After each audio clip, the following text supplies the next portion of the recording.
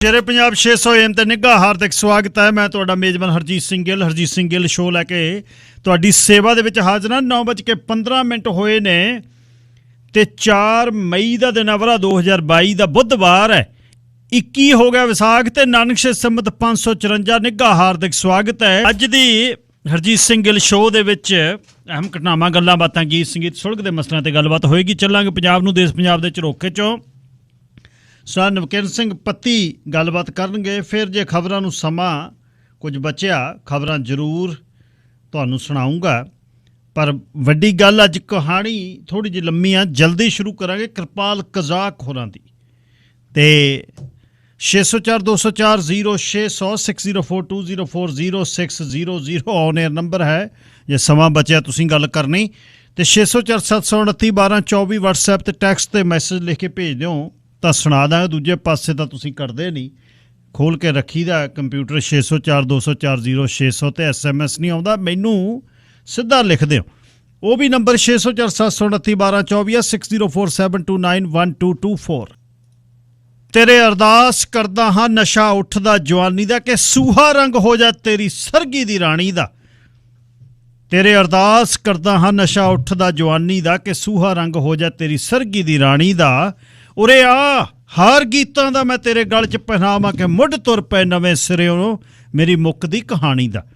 ਹੈ ਤੇਰੇ ਵਿੱਚ ਵੀ ਮੁੜਕਾ ਖੂਨ ਖੰਜ਼ਰ ਬਗਾਵਤ ਵੀ ਪੈਗੰਬਰ ਤੂੰ ਬਣਾ ਦੇਵੇਂ ਹੋਵੇਂ ਬੰਦਾ ਦੀਵਾਨੀ ਦਾ। ਭਾਵੇਂ ਜੀਵਨ ਦੀ ਸਾਰੀ ਸਲਤਨਤ ਕੁਰਬਾਨ ਹੋ ਜਾਏ, ਸਾਨੂੰ ਤਾਂ ਨਸ਼ਾ ਕਾਫੀ ਤੇਰੇ ਗੀਤਾਂ ਦੀ ਨਿਸ਼ਾਨੀ ਦਾ। ਸਨੇਹਾ ਹੱਕ ਬੁੱਢੜੇ ਦਾ ਧਰਤ ਨੂੰ ਦੇਣ ਆਇਆ ਹੈ ਹੰਗਾਰਾ, ਜੇ ਮਿਲੇ ਤੇ ਇੱਥੋਂ ਮੇਰੀ ਵਿਥਿਆ ਪੁਰਾਣੀ ਦਾ। ਤੇਰੇ ਅਰਦਾਸ ਕਰਦਾ ਹਾਂ ਨਸ਼ਾ ਉੱਠਦਾ ਜਵਾਨੀ ਦਾ ਕਿ ਸੂਹਾ ਰੰਗ ਹੋ ਜਾ ਤੇਰੀ ਸਰਗੀ ਦੀ ਰਾਣੀ ਦਾ। ਸੂਹਾ ਰੰਗ ਹੋ ਜਾ ਤੇਰੀ ਸਰਗੀ ਦੀ ਰਾਣੀ ਦਾ। ਸੰਤਰਾ ਮਦਾਸੀ ਜੀ ਲਿਖਦੇ ਆ, ਇਉਂ ਗੱਲ ਹੁੰਦੀ ਹੈ। ਇਹ ਆ ਜ਼ਿੰਮੇਵਾਰੀ ਗਾਇਕਾਂ ਦੀ ਤੇ ਲੇਖਕਾਂ ਦੀ। ਇਉਂ ਫਿਰ ਟੋਪੀ ਵਾਲਾ ਕਿੱਲ ਲਾਉਂਦੇ ਆ, ਕੋਕਰੀ ਵਾਲੇ ਗਿੱਲ ਹੋਣੀ। ਚੱਲਾਂਗੇ ਪੰਜਾਬ ਨੂੰ, ਦੇਸ਼ ਪੰਜਾਬ ਦੇ ਝਰੋਖੇ ਚੋਂ ਸਰ ਨਵਕਿਰਨ ਸਿੰਘ ਪੱਤੀ ਨਾਲ ਗੱਲਬਾਤ ਕਰਦੇ ਆ। ਸਰ ਨਵਕਿਰਨ ਸਿੰਘ ਪੱਤੀ ਜੀ, ਸਵਾਗਤ, ਸਤਿ ਸ੍ਰੀ ਅਕਾਲ। ਸ਼ੁਕਰੀਆ ਜੀ ਗਿੱਲ ਸਾਹਿਬ। ਸਭ ਤੋਂ ਪਹਿਲਾਂ ਤੁਹਾਨੂੰ ਅਤੇ ਸ਼ੇਰੇ ਪੰਜਾਬ ਰੇਡੀਓ ਸੁਣ ਰਹੇ ਸਾਰੇ ਹੀ ਸਰੋਤਿਆਂ ਨੂੰ ਮੇਰੇ ਵੱਲੋਂ ਵੀ ਪਿਆਰ ਭਰੀ ਸਤਿ ਸ੍ਰੀ ਅਕਾਲ ਜੀ। ਜੀ ਗਿੱਲ ਸਾਹਿਬ, ਹੁਮਸ ਹੋਇਆ ਥੋੜਾ ਬਹੁਤਾ ਘੱਟ ਕ ਨਹੀਂ? ਓਕਣੇ ਲੀਰਾ ਤੁਰਨੀ ਬੈਠਾ ਉੱਪਰ ਵਾਲਾ।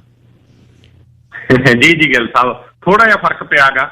ਅੱਜ ਮੀਂਹ ਪਿਆ ਪੰਜਾਬ ਦੇ ਕੁਝ ਹਿੱਸਿਆਂ ਦੇ ਵਿੱਚ, ਪਟਿਆਲੇ 'ਚ, ਰਾਜਪੁਰੇ 'ਚ ਮੀਂਹ ਪਿਆਗਾ, ਚੰਡੀਗੜ੍ਹ ਦੇ ਵਿੱਚ ਮੀਂਹ ਪਿਆਗਾ। ਨਹੀਂ ਤਾਂ 122 ਸਾਲ ਪੁਰਾਣਾ ਰਿਕਾਰਡ ਟੁੱਟ ਗਿਆ ਸੀ ਅਪ੍ਰੈਲ ਮਹੀਨੇ ਦੇ ਵਿੱਚ। ਇੰਨੀ ਗਰਮੀ ਪਈ, 45-46 ਡਿਗਰੀ ਸੈਲਸੀਅਸ ਤੋਂ ਤਾਪਮਾਨ ਥੱਲੇ ਨਹੀਂ ਸੀ ਆ ਰਿਹਾ। ਪਰ ਮੀਂਹ ਪੈਣ ਦੇ ਨਾਲ ਹੁਣ ਠੰਡੀਆਂ ਹਵਾਵਾਂ ਨੇ ਜਿਹੜੀਆਂ ਉਹ ਚੱਲੀਆਂ ਨੇ। ਜਿਹੜੇ ਹਿੱਸਿਆਂ 'ਚ ਨਹੀਂ ਵੀ ਮੀਂਹ ਪਿਆ, ਜਿਵੇਂ ਸਾਡੇ ਇਲਾਕੇ 'ਚ ਮੀਂਹ ਨਹੀਂ ਪਿਆ ਅੱਜ, ਪਰ ਇੱਥੇ ਵੀ ਹਵਾ ਜਿਹੜੀ ਆ ਉਹ ਮਿਜਾਜ ਬਦਲ ਗਿਆ, ਠੰਡੀ ਆਉਣ ਲੱਗ ਗਈ, ਠੰਡੇ ਬੁੱਲੇ ਆਉਣ ਲੱਗ ਗਏ। ਸੋ ਚੰਗੀ ਗੱਲ ਹੈ ਜੀ, ਇਹਦੇ ਨਾਲ ਕਾਫੀ ਰਾਹਤ ਮਿਲੀ ਹੈ, ਧੂਏ ਤੋਂ ਵੀ ਰਾਹਤ ਹੋਵੇਗੀ ਜੀ। ਕਹਿੰਦੇ IAS PCSਾਂ ਦਾ ਸਮਾਨ ਗੱਡੀਆਂ 'ਚ ਕਰਤਾ ਲੋਡ, 43 IAS ਤੇ 38 PCS, ਸਾਰਾ ਹੀ ਪੰਜਾਬ ਬਦਲਤਾ। ਜੀ ਗਿੱਲ ਸਾਹਿਬ, ਸੋ ਇਹੀ ਇਹਨਾਂ ਦੇ ਸੂਤ ਨਹੀਂ ਆ ਰਹੀ ਅਸਲ 'ਚ ਕਹਾਣੀ ਹਜੇ ਤੱਕ। ਜਿਹੜੇ ਅਫਸਰ ਨੇ ਉਹਨਾਂ ਨੂੰ ਬਦਲ ਇੱਧਰੋਂ ਉੱਧਰ ਲਾਈ ਜਾਂਦੇ ਨੇ, ਉੱਧਰੋਂ ਇੱਧਰ ਲਾਈ ਜਾਂਦੇ ਨੇ। ਕੋਈ MLA ਆ ਕੇ ਰੁੱਸ ਜਾਂਦਾ ਵੀ ਮੇਰੇ ਵਾਲੇ ਇਲਾਕੇ 'ਚ ਫਲਾਨਾ ਲਾਓ, ਕੋਈ ਮੰਤਰੀ ਕਹਿੰਦਾ ਫਲਾਨਾ DC ਫਲਾਨੇ ਥਾਂ ਲਾਓ।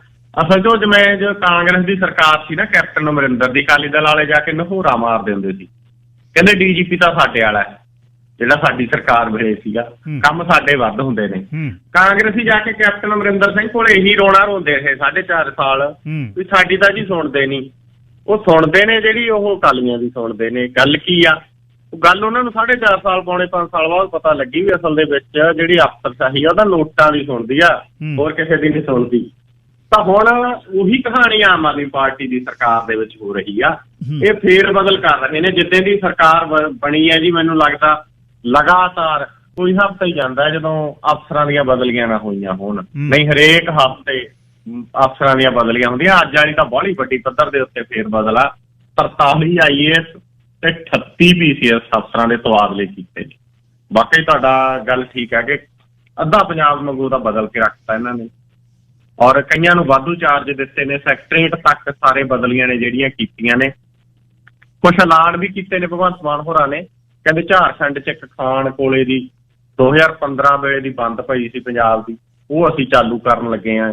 ਔਰ ਕੁਛ ਇਹ ਵੀ ਕਿਹਾ ਗਾ ਵੀ ਅਸੀਂ ਬਹੁਤ ਸਾਰੀਆਂ ਪੰਚਾਇਤੀ ਜ਼ਮੀਨਾਂ ਛਡਾ ਕੇ ਉਹ ਖਜ਼ਾਨੇ 'ਚ ਲਿਆਵਾਂਗੇ ਪੈਸਾ।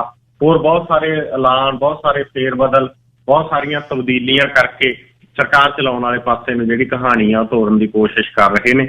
ਦੇਖਦੇ ਆ ਕਿੰਨੀ ਕੁ ਤਾਣੀ ਕੱਤੀ ਜਾਂਦੀ ਆ, ਕਿਉਂਕਿ ਧਰਨੇ ਵੀ ਬਹੁਤ ਲੱਗ ਰਹੇ ਨੇ, ਮੁਜ਼ਾਹਰੇ ਵੀ ਬਹੁਤ ਹੋ ਰਹੇ ਨੇ, ਲੋਕ ਆਪਦੀਆਂ ਮੰਗਾਂ ਲੈ ਕੇ ਬਹੁਤ ਆ ਰਹੇ ਨੇ, ਤੇ ਅਜੇ ਤੱਕ ਜਿਹੜੀ ਆ ਉਹ ਕੋਈ ਮੰਗ ਕਿਸੇ ਦੀ ਉਸ ਰੂਪ 'ਚ ਪ੍ਰਵਾਨ ਨਹੀਂ ਹੋਈ, ਸਿਰਫ ਐਲਾਨ ਹੀ ਹੋਏ ਨੇ ਜੀ। ਅੱਛਾ, ਰਾਜਪੁਰੇ ਵਾਲੇ ਪਰਵਾਨੇ, ਉਹਨਾਂ ਦੀ ਗੱਲ ਮਨਜਿੰਦਰ ਸਿਰਸੇ ਨਾਲ ਆ, ਦਿੱਲੀ ਵਾਲੇ ਨਾਲ? ਦੇਖੋ ਜੀ, ਆਮ ਆਦਮੀ ਪਾਰਟੀ ਦੀ ਆਫੀਸ਼ੀਅਲ ਸਟੇਟਮੈਂਟ ਆ ਅੱਜ, ਇਹਨਾਂ ਦਾ ਜਿਹੜਾ ਮੇਨ ਬੁਲਾਰਾ ਗਾ ਆਮ ਆਦਮੀ ਪਾਰਟੀ ਦਾ ਪੰਜਾਬ ਦਾ, ਉਹਦੀ ਇਹ ਸਟੇਟਮੈਂਟ ਆ ਗਿੱਲ ਸਾਹਿਬ। ਉਹ ਕਹਿੰਦਾ ਵੀ ਜਿਹੜਾ ਬਲਜਿੰਦਰ ਸਿੰਘ ਪਰਵਾਨਾ ਗਾ ਇਹ ਮਨਜਿੰਦਰ ਸਿੰਘ ਸਿਰਸਾ ਦੇ ਸੰਪਰਕ 'ਚ ਆ। ਉਹ ਕਹਿੰਦੇ ਮਨਜਿੰਦਰ ਸਿਰਸਾ ਤੱਕ ਜਾਂਚ ਦੀ ਸੂਈ ਜਾਊਗੀ, ਔਰ ਕਹਿੰਦੇ ਮਨਜਿੰਦਰ ਸਿਰਸਾ ਨੇ ਸਾਰਾ ਕੁਝ ਕੀਤਾ ਕਰਾਇਆ ਹੋ ਸਕਦਾ ਗਾ। ਤਾਂ ਦੂਜੇ ਪਾਸੇ ਪੰਜਾਬ ਸਰਕਾਰ ਨੇ ਇੱਕ ਸਪੈਸ਼ਲ ਇਨਵੈਸਟੀਗੇਸ਼ਨ ਟੀਮ ਬਣਾਤੀ ਹੁਣ ਇਸ ਮਸਲੇ ਦੇ ਉੱਤੇ, ਔਰ ਪਤਾ ਹੀ ਲੱਗਿਆ ਕਿ ਜਿਹੜੀ ਸਪੈਸ਼ਲ ਇਨਵੈਸਟੀਗੇਸ਼ਨ ਟੀਮ ਬਣਾਈ ਆ 5 ਮੈਂਬਰਾਂ ਦੀ, ਜਿਹਦੇ 'ਚ 2 DSP ਲਏ ਨੇ, 2 ਉੱਚ ਰੈਂਕ ਦੇ ਅਫਸਰ ਲਏ ਨੇ। ਬਹੁਤ ਮਤਲਬ ਜਿਹੜੇ ਇਹਨਾਂ ਨੂੰ ਲੱਗਿਆ ਵੀ ਆਹ ਪੰਜਾਬ ਦੇ ਮੇਨ ਅਫਸਰ ਨੇ, ਉਹਨਾਂ ਨੂੰ ਉਸ ਸਪੈਸ਼ਲ ਇਨਵੈਸਟੀਗੇਸ਼ਨ ਟੀਮ 'ਚ ਲਾਇਆ ਗਾ। ਔਰ ਉਹ ਜਿਹੜੀ ਇਨਵੈਸਟੀਗੇਸ਼ਨ ਟੀਮ ਆ ਗਿੱਲ ਸਾਹਿਬ, ਉਹਦੀ ਸੂਈ ਵੀ ਆ ਜਿਹੜੀ ਉਹ ਮਨਜਿੰਦਰ ਸਿੰਘ ਸਿਰਸਾ ਦੇ ਆਲੇ ਦੁਆਲੇ ਘੁਮਾਉਣ ਦੇ ਯਤਨ ਕੀਤੇ ਜਾ ਰਹੇ। ਪਰ ਪਟਿਆਲੇ ਦਾ ਇੱਕ ਪੱਤਰਕਾਰ ਹੈ ਗੁਰਨਾਮ ਸਿੰਘ ਕੀਤਾ, ਉਹਨੇ ਪਿਛਲੇ ਦਿਨਾਂ 'ਚ ਇੱਕ ਸਟੋਰੀ ਕੱਢੀ, ਬੜਾ ਮਤਲਬ ਕਾਬਲ ਪੱਤਰਕਾਰ ਆ ਉਹਨੇ ਸਟੋਰੀ ਕੱਢੀ ਵੀ ਜਿਹੜਾ ਬਲਜਿੰਦਰ ਸਿੰਘ ਪਰਵਾਨਾ ਮੁੱਖ ਸਾਜ਼ਿਸ਼ਕਾਰ ਹੈ ਹੀ ਨਹੀਂ। ਉਹ ਬੰਦਾ ਤਾਂ ਉਹ ਕਹਿੰਦੇ ਜਾ ਕੇ SSP ਨੂੰ 5 ਦਿਨ ਪਹਿਲਾਂ ਕਹਿ ਰਿਹਾ ਗਾ ਵੀ ਜੀ ਆਹ ਜਿਹੜਾ ਗਾ ਹਰੀਸ਼ ਸਿੰਘਲਾ ਇਹ ਕੋਈ ਮਾਰਚ ਕੱਢਣ ਨੂੰ ਫਿਰਦਾ ਖਾਲਿਸਤਾਨ ਵਿਰੋਧੀ, ਇਹਨੂੰ ਰੋਕੋ। ਜੇ ਇਹ ਕੱਢੂ ਤਾਂ ਸਾਨੂੰ ਅਸੀਂ ਬੋਲਾਂਗੇ, ਇਹਨੂੰ ਰੋਕੋ। ਉਹ ਕਹਿੰਦੇ ਪਹਿਲ ਤਾਂ ਇਹਨਾਂ ਨੇ ਕੀਤੀ ਆ ਮਾਰਚ ਕੱਢਣ ਦੀ, ਤਾਂ ਬਲਜਿੰਦਰ ਸਿੰਘ ਪਰਵਾਨਾ ਕਿਵੇਂ ਮਤਲਬ ਆ ਕੇ ਮੇਨ ਸਾਜ਼ਿਸ਼ ਘੜਾ ਹੋ ਗਿਆ, ਔਰ ਆਮ ਆਦਮੀ ਪਾਰਟੀ ਉਹਨੂੰ ਮਨਜਿੰਦਰ ਸਿੰਘ ਸਿਰਸਾ ਤੱਕ ਲੈ ਗਈ ਕਹਾਣੀ ਨੂੰ। ਤਾਂ ਇਹ ਦੇਖੋ ਕਹਾਣੀਆਂ ਤਾਂ ਗਿੱਲ ਸਾਹਿਬ ਠੀਕ ਆ ਬਹੁਤ ਸਾਰੀਆਂ ਹੁੰਦੀਆਂ ਨੇ। ਮਨਜਿੰਦਰ ਸਿੰਘ ਸਿਰਸਾ ਵੀ ਅੱਜ BJP ਨਾਲ ਰਲੇ ਹੋਏ ਨੇ, ਬਹੁਤ ਸਾਰੀਆਂ ਥਾਵਾਂ ਦੇ ਉੱਤੇ BJP ਨੇ ਬਹੁਤ ਸਾਰੀਆਂ ਖੇਡਾਂ ਖੇਡੀਆਂ ਨੇ, ਪਰ ਪਟਿਆਲੇ ਵਾਲੀ ਘਟਨਾ ਇਸ ਰੂਪ ਦੀ ਨਹੀਂ ਲੱਗਦੀ ਜਿਸ ਰੂਪ ਦੇ ਵਿੱਚ ਆਮ ਆਦਮੀ ਪਾਰਟੀ ਪੇਸ਼ ਕਰ ਰਹੀ ਆ। ਖੈਰ ਫਿਰ ਵੀ ਦੇਖਦੇ ਆਉਣ ਵਾਲੇ ਦਿਨਾਂ 'ਚ ਕਿਸ ਪਾਸੇ ਨੂੰ ਕਹਾਣੀ ਤੁਰਦੀ ਹੈ ਜੀ। ਬਟਾਲੇ ਸਕੂਲ ਬੱਸ ਨੂੰ ਅੱਗ ਲੱਗ ਗਈ ਜੀ।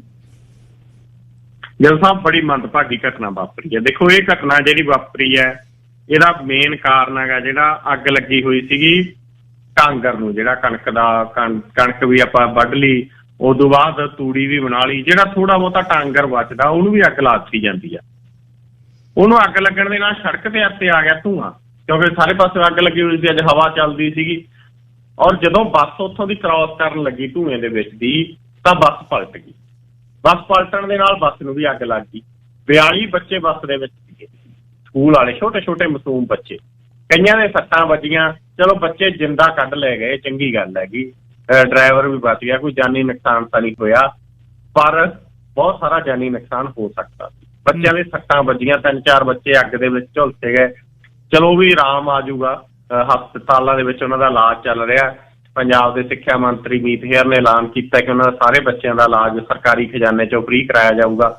ਚਲੋ ਇਹ ਵੀ ਚੰਗੀ ਗੱਲ ਹੈ, ਪਰ ਕਿਤੇ ਨਾ ਕਿਤੇ ਲਾਪਰਵਾਹੀ ਤਾਂ ਹੈ। ਚਲੋ ਡਰਾਈਵਰ ਦੀ ਇੰਨੀ ਕੁ ਗਿਣ ਲਈਏ ਵੀ ਉਹਨੂੰ ਧੂਏ 'ਚ ਦੀ ਨਹੀਂ ਲੰਘਾਉਣਾ ਚਾਹੀਦਾ ਸੀ, ਉੱਥੇ ਰੋਕ ਲੈਂਦਾ, ਪਰ ਅੱਗ ਵੀ ਨਹੀਂ ਸੀ ਏਦਾਂ ਲਾਉਣੀ ਚਾਹੀਦੀ।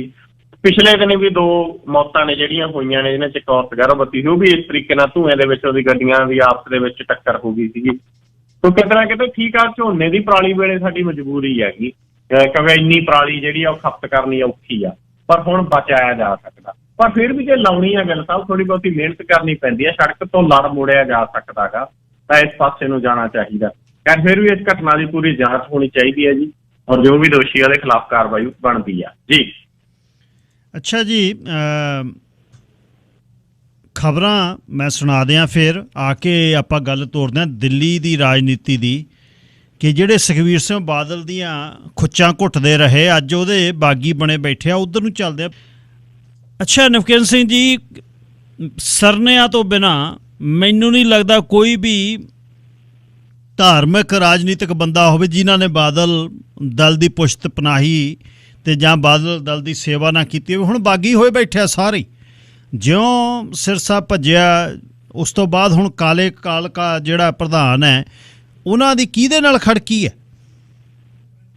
ਉਹਨਾਂ ਦੀ ਅਕਾਲੀ ਦਲ ਨਾਲ ਖੜਕੀ ਹੈ ਜੀ ਹੁਣ। ਅੱਛਾ, ਇਹ ਅਸਲ ਦੇ ਵਿੱਚ ਗਿੱਲ ਸਾਹਿਬ ਵਾਕਈ ਤੁਹਾਡੀ ਗੱਲ ਠੀਕ ਹੈਗੀ ਕਿ ਮਨਜਿੰਦਰ ਸਿੰਘ ਸਿਰਸਾ ਪ੍ਰਧਾਨਗੀ ਛੱਡ ਕੇ ਸਿੱਧਾ ਬੀਜੇਪੀ 'ਚ ਸ਼ਾਮਲ ਹੋ ਗਿਆ।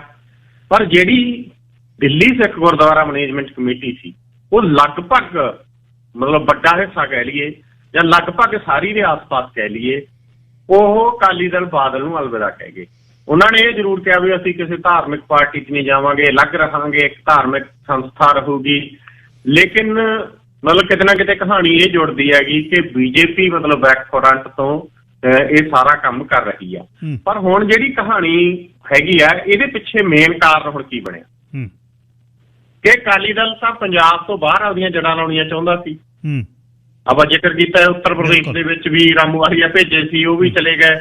ਇਹ ਤਾਂ ਉੱਤਰਾਖੰਡ ਦੇ ਵਿੱਚ ਵੀ ਭੇਜੇ, ਇਹਨਾਂ ਨੇ ਸ਼ਿਲਾਂਗ ਦੇ ਵਿੱਚ ਵੀ ਭੇਜਿਆ ਵਫਦ, ਇਹਨਾਂ ਨੇ ਦਿੱਲੀ ਦੇ ਵਿੱਚ ਵੀ, ਹਰਿਆਣਾ ਦੇ ਵਿੱਚ ਵੀ।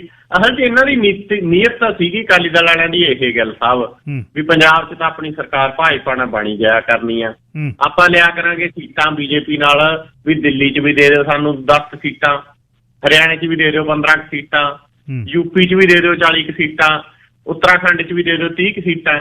ਵੀ ਇਸ ਹਿਸਾਬ ਦੇ ਨਾਲ ਅਸੀਂ ਨਾਰਥ ਇੰਡੀਆ ਦੇ ਵਿੱਚ ਇੱਕ ਵੱਡੀ ਸਿੱਖਾਂ ਦੀ ਨੁਮਾਇੰਦਾ ਪਾਰਟੀ ਬਣਾਂਗੇ। ਇਹ ਤਾਂ ਇੱਕ ਪਾਸੇ ਨੂੰ ਸੋਚ ਰਹੇ ਸੀ, ਪਰ ਬੀਜੇਪੀ ਜੋ ਸੋਚਦੀ ਆ ਉਹ ਤਾਂ ਮਤਲਬ ਇਹਨਾਂ ਬਾਪ ਬੇਟੇ ਨੂੰ ਪਤਾ ਹੀ ਨਾ ਲੱਗਿਆ। ਉਹਨਾਂ ਨੇ ਤਾਂ ਇਹਨਾਂ ਨੂੰ ਪੰਜਾਬ 'ਚ ਵੀ ਚੱਕ ਕੇ 3 ਸੀਟਾਂ ਤੱਕ ਸੀਮਿਤ ਕਰਾਤਾ, ਉਹਨਾਂ ਨਾਲ ਮਤਲਬ ਯਾਰੀ ਦੇ ਚੱਲਦੇ ਆ। ਔਰ ਦਿੱਲੀ, ਹਰਿਆਣਾ, ਯੂਪੀ ਉਹ ਤਾਂ ਇਹਨਾਂ ਦਾ ਸੁਪਨਾ ਹੀ ਰਹਿ ਗਿਆ। ਹੁਣ ਮਸਲਾ ਇਹ ਹੈ ਕਿ ਦਿੱਲੀ ਦੇ ਵਿੱਚ ਇਹ ਬਿਲਕੁਲ ਹਾਸ਼ੀਏ ਤੇ ਚਲੇ ਗਏ। ਦਿੱਲੀ ਦੇ ਵਿੱਚ ਗਿੱਲ ਸਾਹਿਬ ਜਿਹੜਾ ਉਹਨਾਂ ਦਾ ਦਫ਼ਤਰ ਆ ਨਾ, ਹੁਣ ਦਫ਼ਤਰ ਵੀ ਇਹਨਾਂ ਦੇ ਹੱਥੋਂ ਗਿਆ। ਔਰ ਦਿੱਲੀ ਦੇ ਵਿੱਚ ਜਿਹੜਾ ਸ਼੍ਰੋਮਣੀ ਅਕਾਲੀ ਦਲ ਦਾ ਦਫ਼ਤਰ ਹੈਗਾ ਗੁਰਦੁਆਰਾ ਰਕਾਬਗੰਜ ਸਾਹਿਬ ਦੇ ਕੈਂਪਸ ਦੇ ਵਿੱਚ ਆ, ਉਸ ਦਫ਼ਤਰ ਦੇ ਉੱਤੇ ਹੁਣ ਜਿਹੜੇ ਬਾਗੀ ਹੋ ਗਏ, ਕਾਲਕਾ ਹੁਰੀ, ਹੋਰ ਸਾਰੀ ਟੀਮ ਉਹ ਕਾਬਜ਼ ਹੋ ਗਏ। ਔਰ ਹੁਣ ਅਕਾਲੀ ਦਲ ਵਾਲਿਆਂ ਨੇ ਕੀ ਕੀਤਾ, ਉੱਥੇ ਬੰਦੀ ਸਿੰਘਾਂ ਦੀ ਰਿਹਾਈ ਦੇ ਲਈ ਅਖੰਡ ਪਾਠ ਸਾਹਿਬ ਪ੍ਰਕਾਸ਼ ਕੀਤਾ। ਔਰ ਇਹ ਕਹਿੰਦਾ ਹੁਣ ਜਿਹੜਾ ਹਰਮੀਤ ਸਿੰਘ ਕਾਲਕਾ ਗਾ ਦਿੱਲੀ ਸਿੱਖ ਗੁਰਦੁਆਰਾ ਪ੍ਰਬੰਧਕ ਕਮੇਟੀ ਦਾ ਪ੍ਰਧਾਨ, ਉਹ ਕਹਿੰਦਾ ਹੈਗਾ ਕਿ ਰਿਹਾਈ ਦੇ ਨਾਂ ਦੇ ਉੱਤੇ ਅਖੰਡ ਪਾਠ ਸਾਹਿਬ ਆਰੰਭ ਕਰਵਾਏ ਨੇ ਇਹਨਾਂ ਨੇ, ਅਸਲ 'ਚ ਦਫ਼ਤਰ ਦੇ ਉੱਤੇ ਕਬਜ਼ਾ ਕਰਨ ਦਾ ਯਤਨ ਕਰ ਰਹੇ ਨੇ। ਇਸ ਤੋਂ ਇਲਾਵਾ ਉਹਨਾਂ ਕਹਿਣਾ ਇਹ ਹੈਗਾ ਕਿ ਸ਼੍ਰੋਮਣੀ ਅਕਾਲੀ ਦਲ ਔਰ ਜਿਹੜੇ ਸ਼੍ਰੀ ਅਕਾਲ ਤਖ਼ਤ ਸਾਹਿਬ ਤੇ ਜਿਹੜੀ ਸ਼੍ਰੋਮਣੀ ਗੁਰਦੁਆਰਾ ਪ੍ਰਬੰਧਕ ਕਮੇਟੀ ਆ, ਇਹਨਾਂ ਸਾਰਿਆਂ ਦੇ ਨਾਲ ਮਤਲਬ ਕਿਤੇ ਨਾ ਕਿਤੇ ਮਤਭੇਦ ਆ ਜਿਹੜੇ ਉਹ ਜ਼ਾਹਰ ਕੀਤੇ ਜਾ ਰਹੇ ਨੇ। ਤੋਂ ਕਾਫੀ ਕੁਛ ਹੋ ਰਿਹਾ। ਇੱਧਰੋਂ ਸ਼੍ਰੋਮਣੀ ਅਕਾਲੀ ਦਲ ਬਾਦਲ ਦੇ ਵੱਲੋਂ ਵੀ ਜਿਹੜਾ ਹਰਮੀਤ ਸਿੰਘ ਕਾਲਕਾ ਦੇ ਉੱਤੇ ਜਿਹੜਾ ਲਗਾਤਾਰ ਉਹਨਾਂ ਦੇ ਬਿਆਨਾਂ ਦੇ ਉੱਤੇ ਪਲਟਵਾਰ ਕੀਤੇ ਜਾ ਰਹੇ। ਜੀ ਗੱਲ ਸਾਹਿਬ, ਸਾਬਕਾ DIGਆਂ ਤੇ ਦੋਵਾਂ ਤੇ ਕੇਸ ਦਰਜ ਹੋ ਗਿਆ ਜੀ? ਜੀ ਇਹ ਦੋਨਾਂ ਦੇ ਉੱਤੇ ਹੋ ਗਏ। ਇਹ ਦੋਨੇ ਸਾਬਕਾ DIG ਨੇ। ਆਪਾਂ ਪਿਛਲੇ ਦਿਨਾਂ ਦੇ ਵਿੱਚ ਵੀ ਇਹਨਾਂ ਦਾ ਜ਼ਿਕਰ ਇੱਕ ਵਾਰ ਕੀਤਾ ਸੀਗਾ ਕਿ ਫਿਰੋਜ਼ਪੁਰ ਦੇ ਵਿੱਚ ਜਦੋਂ ਇਹ ਜੇਲ੍ਹ ਸੁਪਰਡੈਂਟ ਹੁੰਦਾ ਸੀ, ਇੱਕ ਤਾਂ ਇਹਨਾਂ ਦੋਨੇ DIG ਦੇ ਵਿੱਚ ਇੱਕ ਦਾ ਨਾਂ ਹੈਗਾ ਲਖਵਿੰਦਰ ਸਿੰਘ ਜਾਖੜ, ਇਹ DIG ਜੇਲ੍ਹਾਂ, ਦੂਜਾ ਹੈਗਾ ਸੁਖਦੇਵ ਸਿੰਘ ਠੱਗੂ। ਇਹਨਾਂ ਦੋਨਾਂ ਦੇ ਖਿਲਾਫ ਬਹੁਤ ਸਖਤ ਐਕਟ ਆ ਗਿੱਲ ਸਾਹਿਬ, NDPS ਐਕਟ। NDPS ਐਕਟ ਆਮ ਤੌਰ ਦੇ ਉੱਤੇ ਨਸ਼ੇ ਦੇ ਤਸਕਰਾਂ ਖਿਲਾਫ, ਹੋਰਾਂ ਖਿਲਾਫ ਜਿਹੜਾ ਲਾਇਆ ਜਾਂਦਾ ਹੈ, ਬੜਾ ਸਖਤ ਹੈ। ਇਹਦੇ 'ਚ ਬੇਲ ਵੀ ਨਹੀਂ ਛੇਤੀ ਮਿਲਦੀ। ਔਰ ਬਿਕਰਮਜੀਤ ਮਜੀਠੀਆ ਖਿਲਾਫ ਵੀ ਇਹਦੀਆਂ ਕੁਛ ਧਾਰਾਵਾਂ ਲੱਗੀਆਂ ਹੋਈਆਂ ਨੇ। ਤੇ ਇਹ ਦੋਨਾਂ ਦੇ ਖਿਲਾਫ NDPS ਐਕਟ ਤੇ ਹੋਰ ਬਹੁਤ ਸਾਰੀਆਂ ਸਖਤ ਧਾਰਾਵਾਂ ਜਿਨ੍ਹਾਂ 'ਚ 120B, 409, 217 ਇਹ ਸਾਰੀਆਂ ਲੱਗੀਆਂ ਨੇ। ਇਹਦਾ ਮਸਲਾ ਇਹ ਹੈ ਵੀ ਜਦੋਂ ਇਹ ਜੇਲ੍ਹ ਦੇ ਕਰਤਾ ਧਰਤਾ ਸੀਗੇ, ਫਿਰੋਜ਼ਪੁਰ ਜੇਲ੍ਹ ਦੇ ਸੁਪਰਡੈਂਟ ਵਜੋਂ ਤੈਨਾਤ ਸੀਗੇ 2005 ਤੋਂ 11 ਤੱਕ, ਉਦੋਂ ਜਿੰਨੇ ਉੱਥੇ ਬੰਦਿਆਂ ਤੋਂ ਕੋਈ ਨਸ਼ਾ ਮਿਲ ਗਿਆ, ਭੁੱਕੀ ਮਿਲ ਗਈ, ਫੀਮ ਮਿਲ ਗਈ, ਕੋਈ ਹੋਰ ਗੱਲ ਸਾਹਿਬ, ਜਿੰਨੇ ਵੀ ਨਸ਼ੇ ਉੱਥੇ ਮਿਲੇ ਉਹਨਾਂ ਨੂੰ ਇਹਨਾਂ ਨੇ ਗਾਹਾਂ ਤਾਂ ਕਾਗਜ਼ਾਂ 'ਚ ਚੜਾਇਆ ਹੀ ਨਹੀਂ। ਨਾ ਉਹ ਇਹਨਾਂ ਨੇ ਆਪਦੇ ਅਫਸਰਾਂ ਨੂੰ ਜਾਂ ਦੱਸੇ, ਨਾ ਉਹ ਇਹਨਾਂ ਨੇ ਮਤਲਬ ਕਿਸੇ ਰਿਕਾਰਡ 'ਚ ਪਾਏ। ਉਹ ਨਸ਼ੇ ਕਿੱਧਰ ਗਏ? ਔਰ ਉਹ ਸਾਰੇ ਸਵਾਲ ਨੇ ਜਿਹੜੇ ਈਵਨ ਇਸ ਤੋਂ ਇਲਾਵਾ ਇਕੱਲੇ ਹੀ ਨਹੀਂ, ਮੋਬਾਈਲ ਫੋਨ ਵੀ ਬਰਾਮਦ ਹੋਏ ਸੀਗੇ ਜੀ ਉੱਥੇ। ਮੋਬਾਈਲ ਫੋਨ ਆਮ ਹੀ ਮਿਲ ਜਾਂਦੇ ਜੇਲ੍ਹਾਂ 'ਚੋਂ। ਉਹ ਮੋਬਾਈਲ ਕਿੱਧਰ ਗਏ? 241 ਮੋਬਾਈਲ ਫੋਨਾਂ ਦਾ ਤਾਂ ਮਤਲਬ ਪੁਲਿਸ ਨੂੰ ਰਿਕਾਰਡ ਮਿਲ ਗਿਆ ਵੀ ਆਹ 241 ਮੋਬਾਈਲ ਫੋਨ ਇਹਨਾਂ ਨੂੰ ਮਿਲੇ ਸੀਗੇ। ਉਹ ਕਹਿੰਦੇ ਵੀ ਕਿੱਥੇ ਨੇ? ਕਹਿੰਦੇ ਵੀ ਪਤਾ ਨਹੀਂ ਕਿੱਥੇ ਨੇ। ਹੁਣ ਉਹ ਸਾਰਾ ਮਸਲਾ ਗਾ ਜਿਹੜਾ ਇਹਨਾਂ ਦੇ ਖਿਲਾਫ ਕੇਸ ਦਰਜ ਹੋਇਆ ਗਾ, ਇਹ ਹੋਣਾ ਵੀ ਬਣਦਾ ਗਾ ਜੀ ਆਮ ਤੌਰ ਦੇ ਉੱਤੇ, ਕਿਉਂਕਿ ਗਿੱਲ ਸਾਹਿਬ ਪੁਲਿਸ ਦੀ ਇਨਵੋਲਵਮੈਂਟ ਤੋਂ ਬਿਨਾਂ ਨਾ ਨਸ਼ੇ ਜੇਲ੍ਹ 'ਚ ਪਹੁੰਚਣ ਤੇ ਨਾ ਹੀ ਕਿਸੇ ਦੀ ਜ਼ਰੂਰਤ ਆ ਗਈ ਕਿ ਪੁਲਿਸ ਦੀ ਇਨਵੋਲਵਮੈਂਟ ਤੋਂ ਬਿਨਾਂ ਨਸ਼ਾ ਲੈ ਕੇ ਜੇਲ੍ਹ 'ਚ ਕੀ ਸੜਕ ਤੇ ਨਹੀਂ ਤੁਰਦਾ ਕੋਈ। ਜੀ ਗੱਲ ਸਾਹਿਬ, ਨਸ਼ਾ ਵੇਚਣ ਵਾਲਿਆਂ ਦੀ ਵੀਡੀਓ ਵਾਇਰਲ ਹੋ ਗਈ, ਫਿਰ ਪੁਲਿਸ ਨੇ ਫੜਿਆ ਜੀ? ਜੀ ਗੱਲ ਸਾਹਿਬ, ਉਹ ਤਾਂ ਐਂ ਵੇਚੀ ਜਾਂਦਾ ਸੀ ਜਿਵੇਂ ਟੌਫੀਆਂ ਵਿਕਦੀਆਂ ਹੁੰਦੀਆਂ ਨੇ। ਉਹ ਬੈਠਾ ਗਾ, ਆਜੋ ਵੀ ਆਜੋ ਲੈ ਜਾਓ, ਔਰ ਉਹਦੇ ਕੋਲੇ ਜਾ ਕੇ ਲੋਕ ਕਹੀ ਜਾਂਦੇ ਨੇ ਦੇਈ 400 ਦਾ, ਆ ਦੇਈ 500 ਦਾ, ਉਹ ਮੈਂ ਟੌਫੀਆਂ ਵਾਂਗੂ ਵੇਚੀ ਜਾਂਦਾ ਗਾ। ਔਰ ਉਹਦੀ ਵੀਡੀਓ ਵਾਇਰਲ ਹੋ ਗਈ ਤੇ ਪੰਜਾਬ ਸਰਕਾਰ ਦੇ ਉੱਤੇ ਵੀ ਸਵਾਲ ਖੜੇ ਹੋ ਗਏ ਵੀ ਭਾਈ ਪੰਜਾਬ 'ਚ ਐ ਨਸ਼ਾ ਵਿਕ ਰਿਹਾ ਗਾ, ਜਿਵੇਂ ਪਰਚੂਨ ਦੀ ਦੁਕਾਨ ਤੋਂ ਟੌਫੀਆਂ ਵਿਕਦੀਆਂ ਹੁੰਦੀਆਂ ਨੇ ਤੇ ਲੋਕ ਐ ਲਈ ਜਾਂਦੇ ਨੇ ਗਿੱਲ ਸਾਹਿਬ ਨਸ਼ਾ ਜਿਵੇਂ ਦੁੱਧ ਲੈਂਦੇ ਹੁੰਦੇ ਡੇਅਰੀ ਤੋਂ। ਤਾਂ ਇਹ ਵੀਡੀਓ ਵਾਇਰਲ ਹੋਣ ਤੋਂ ਬਾਅਦ ਮਸਲਾ ਪੁਲਿਸ ਦੇ ਲਈ ਸਰਦਰਦੀ ਬਣ ਗਿਆ। ਹੁਣ ਪੁਲਿਸ ਨੇ ਇਸ ਨਸ਼ਾ ਤਸਕਰ ਫਰੀਦਕੋਟ ਤੋਂ ਜਿਹੜਾ ਗ੍ਰਿਫਤਾਰ ਕੀਤਾ, 7 ਹੋਰ ਗ੍ਰਿਫਤਾਰ ਕੀਤੇ ਨੇ ਔਰ ਇਹਨਾਂ ਤੋਂ 300 ਗ੍ਰਾਮ ਹੈਰੋਇਨ ਵੀ ਜਿਹੜੀ ਉਹ ਬਰਾਮਦ ਕੀਤੀ ਹੈ।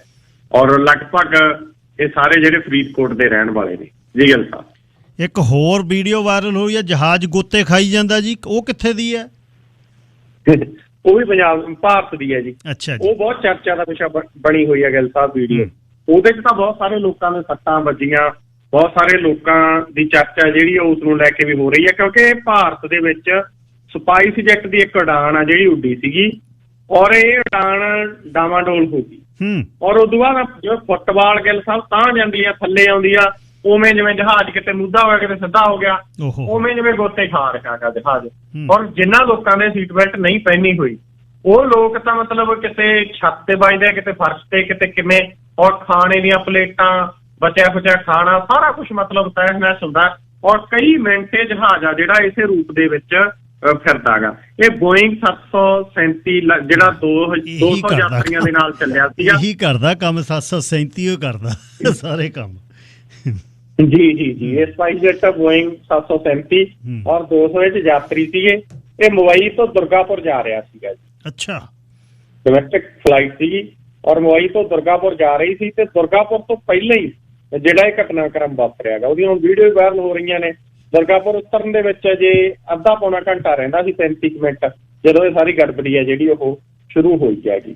ਪਰ ਫਿਰ ਵੀ ਪਾਇਲਟਾਂ ਦੀ ਮਤਲਬ ਇਹ ਮਿਹਨਤ ਕਹੀਏ ਜਾਂ ਉਹਨਾਂ ਦਾ ਮਤਲਬ ਹੁਨਰ ਕਹੀਏ ਕਿ ਉਹਨਾਂ ਨੇ ਇਸ ਉਡਾਨ ਨੂੰ ਫਿਰ ਵੀ ਜਿਹੜਾ ਇੰਨਾ ਕੁਛ ਹੋਣ ਦੇ ਬਾਵਜੂਦ ਵੀ ਜਿਹੜਾ ਸੁਰੱਖਿਅਤ ਲਾ ਲਿਆ। ਪਰ ਕੁਛ ਔਰਤਾਂ ਦੇ ਸਿਰ 'ਚ ਸੱਟਾਂ ਵੱਜੀਆਂ, ਕਈ ਗੰਭੀਰ ਜ਼ਖਮੀ ਹੋਏ ਨੇ, ਇਲਾਜ ਵੀ ਚੱਲ ਰਿਹਾ।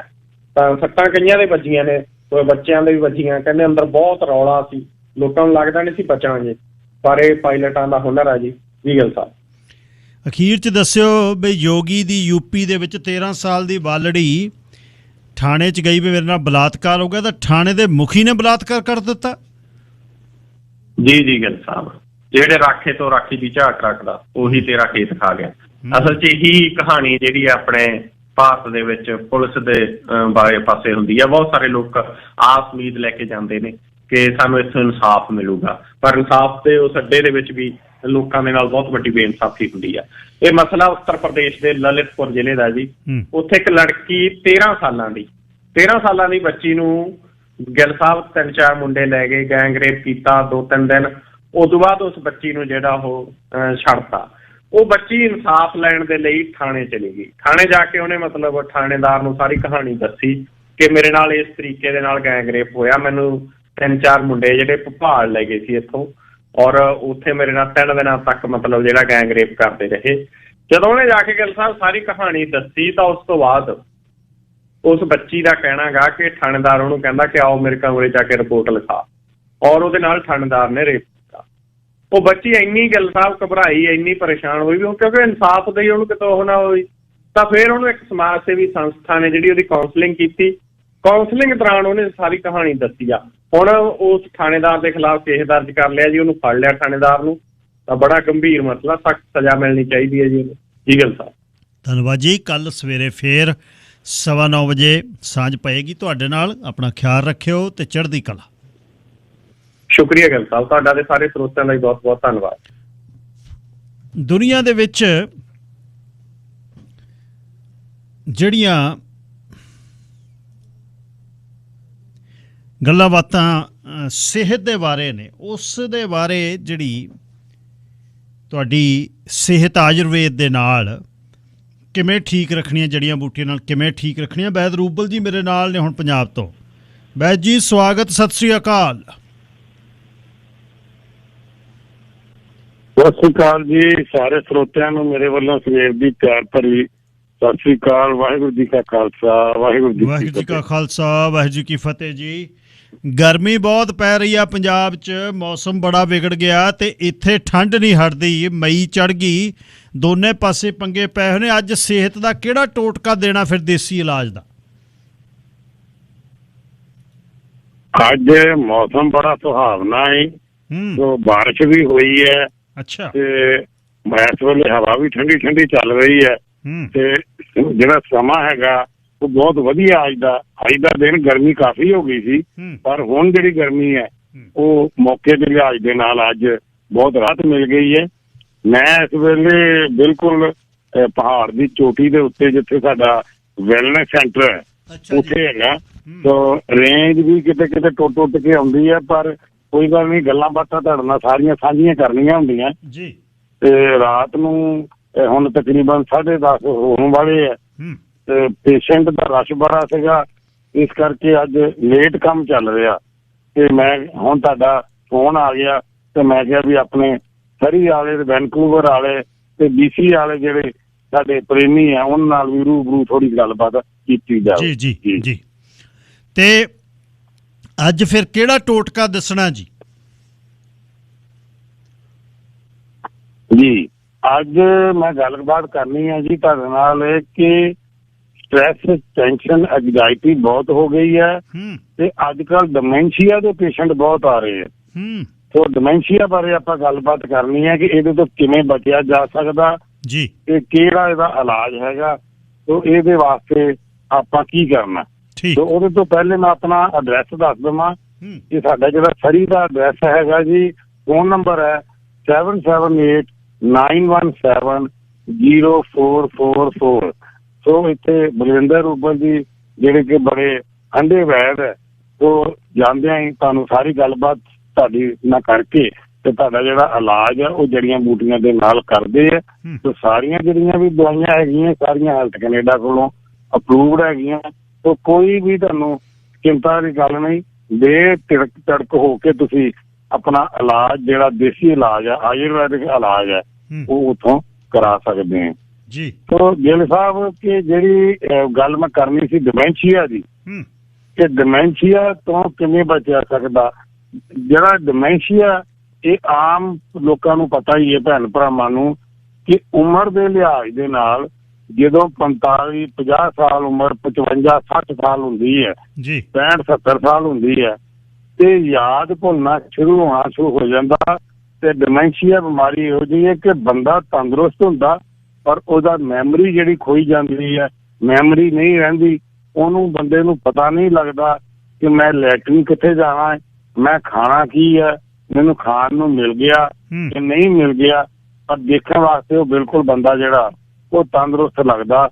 ਉੱਪਰ ਜਦੋਂ ਉਹਨੂੰ ਤੁਸੀਂ ਘੋਖ ਕਰੋਗੇ, ਉਹਦੀ ਪੜਤਾਲ ਕਰੋਗੇ ਤੇ ਉਹਨੂੰ ਕੁਛ ਵੀ ਪਤਾ ਨਹੀਂ ਹੋਏਗਾ ਕਿ ਮੇਰੀ ਇਹ ਧੀ ਹੈ, ਮੇਰਾ ਪੁੱਤ ਹੈ, ਮੇਰੇ ਘਰ ਵਾਲੀ ਹੈ, ਮੇਰਾ ਘਰ ਵਾਲਾ ਹੈ ਜਾਂ ਮੇਰਾ ਕੋਈ ਹੋਰ ਰਿਸ਼ਤੇਦਾਰ ਹੈ।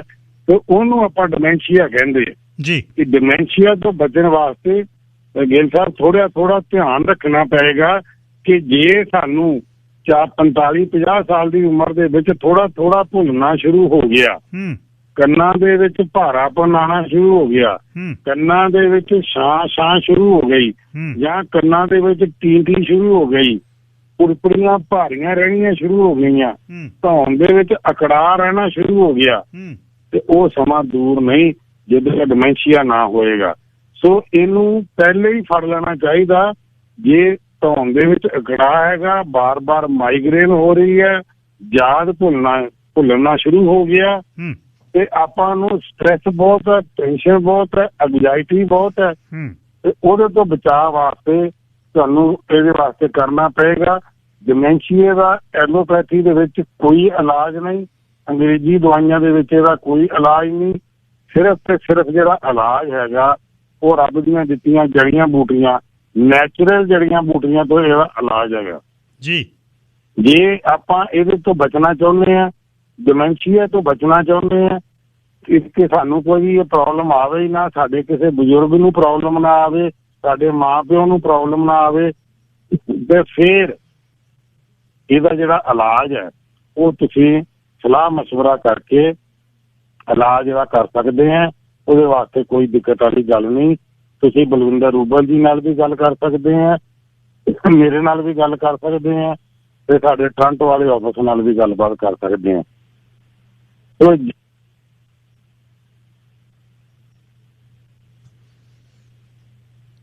ਵੈਦ ਜੀ ਉਹ ਤੁਹਾਨੂੰ ਲੈਣੀ ਪਏਗੀ ਜੀ, ਪ੍ਰੋਪਰ ਜੜੀਆਂ ਬੂਟੀਆਂ ਲੈਣੀਆਂ ਪੈਣਗੀਆਂ, ਤੇ ਫਿਰ ਜਿਹੜਾ ਇਹ ਮਸਲਾ ਤੁਹਾਡਾ ਹੱਲ ਹੋ ਜਾਏਗਾ।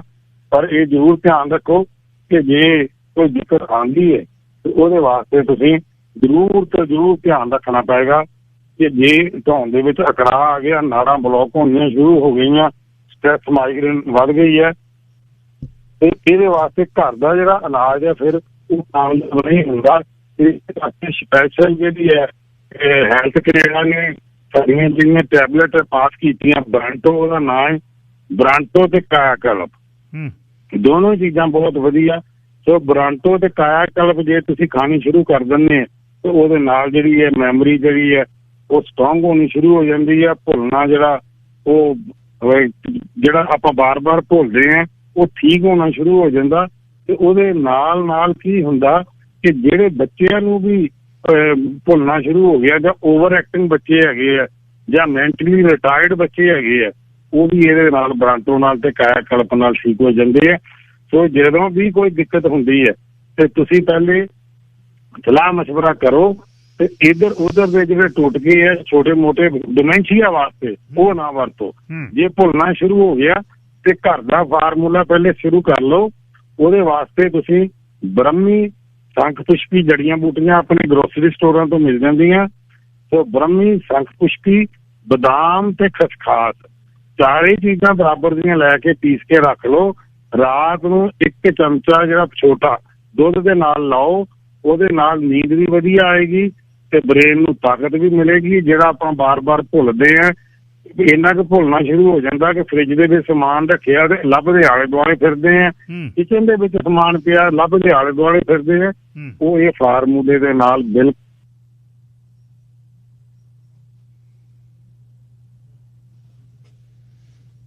ਵੈਦ ਜੀ ਗਗਰੇਟ ਤੋਂ ਗੱਲਬਾਤ ਕਰ ਰਹੇ ਸੀ। ਆਵਾਜ਼ ਉਹਨਾਂ ਦੀ ਕੱਟੀ ਜਾ ਰਹੀ ਹੈ, ਲਾਈਨ ਜਿਹੜੀ ਹੈ ਸ਼ਾਇਦ ਡਿਸਕਨੈਕਟ ਹੋ ਗਈ। ਡਿਮੈਂਸ਼ੀਆ ਦੇ ਬਾਰੇ, ਭੁੱਲਣ ਦੇ ਬਾਰੇ ਜਿਹੜਾ ਇੱਕ ਦੇਸੀ ਟੋਟਕਾ ਉਹਨੇ ਦੱਸਿਆ, ਖਸਖਸ, ਬਦਾਮ, ਸ਼ੰਖ ਪੁਸ਼ਪੀ ਤੇ ਨਾਲ ਬ੍ਰਹਮੀ, ਚਾਰੇ ਬਰਾਬਰ ਪੀਸ ਕੇ ਛੋਟਾ ਚਮਚਾ ਰਾਤ ਨੂੰ ਦੁੱਧ ਨਾਲ ਲੈਣਾ। ਵੈਸੇ ਗਰਮੀਆਂ ਤਾਂ ਖਸਖਸ ਦੀ ਢੰਡਿਆਈ ਵੀ ਬਹੁਤ ਚੰਗੀ ਹੈ, ਉਸ ਨੂੰ ਜੇ ਹਰ ਰੋਜ਼ ਨਹੀਂ ਬਣਾਉਣਾ ਪੀਸ ਕੇ ਰੱਖ ਲਓ। ਖਸਖਸ ਦੇ ਵਿੱਚ ਬਦਾਮ ਅਤੇ ਥੋੜ੍ਹੇ ਜਿਹੇ ਕਾਜੂ, ਕਾਲੀ ਮਿਰਚ ਅਤੇ ਨਾਲ ਸੁੱਕੇ ਹੋਏ ਗੁਲਾਬ ਦੀਆਂ ਪੱਤੀਆਂ, ਅਤੇ ਉਸ ਨੂੰ ਪੀਸ ਕੇ ਜੇ ਰੱਖ ਲਓ, ਰਾਤ ਨੂੰ 2 ਚਮਚੇ ਭਿਉਂ ਦਿਓ, ਸਵੇਰੇ ਦੁੱਧ ਦੇ ਵਿੱਚ ਦੀ ਫੈਂਟ ਕੇ ਅਤੇ ਆਪਣਾ ਗਲਾਸ ਅੰਦਰ। ਜਿਹੜਾ ਕੁਛ ਤੁਹਾਨੂੰ ਨਿੱਜੀ ਤੌਰ 'ਤੇ ਸੁੱਖ ਦਿੰਦਾ ਹੈ ਉਸ ਚੀਜ਼ ਨੂੰ ਖਾਣ ਦੇ ਨਾਲ ਸਿਹਤ ਤੁਹਾਡੀ ਠੀਕ ਰਹਿੰਦੀ ਹੈ।